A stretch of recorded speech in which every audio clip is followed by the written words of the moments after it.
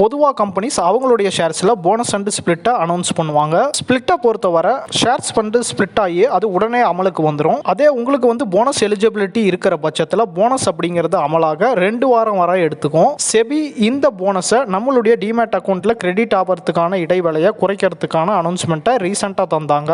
Bonus record டேட்ல இருந்து T+2க்குள்ள நம்மளுடைய டிமேட் அக்கௌண்ட்ல போனஸ் ஷேர் கிரெடிட் ஆகும் அப்படிங்கிற சர்க்குலரை வெளியிட்டாங்க. அக்டோபர் 1ல இருந்து இந்த விஷயம் அமலுக்கு வர இருக்கு. இது அமலா வர பட்சத்தில் ரெக்கார்ட் டேட்ல இருந்து 2 ட்ரேடிங் டேஸ்க்குள்ள உங்களுடைய டிமேட் அக்கௌண்ட்ல போனஸ் ஷேர் வந்து கிரெடிட் ஆகும். முதலீட்டாளர்களுக்கு இது ஒரு பயனுள்ள விஷயமா இருக்கும். இந்த தகவல் வேற யாருக்காவது தெரியணும்னு நினைச்சீங்கன்னா இந்த வீடியோவை ஷேர் பண்ணுங்க. பங்கு சந்தையில முதலீடு பண்ண ட்ரேட் பண்ண டிமேட் அக்கௌண்ட் அவசியம். உங்ககிட்ட ஒருவேளை டிமேட் அக்கௌண்ட் இல்லைன்னா இந்தியாவுடைய முன்னணி புரோக்கரா இருக்கிற ஜெரோதால நீங்க எங்க மூலியமா ஃப்ரீயா டிமேட் அக்கௌண்ட் ஓபன் பண்ணிக்கலாம்.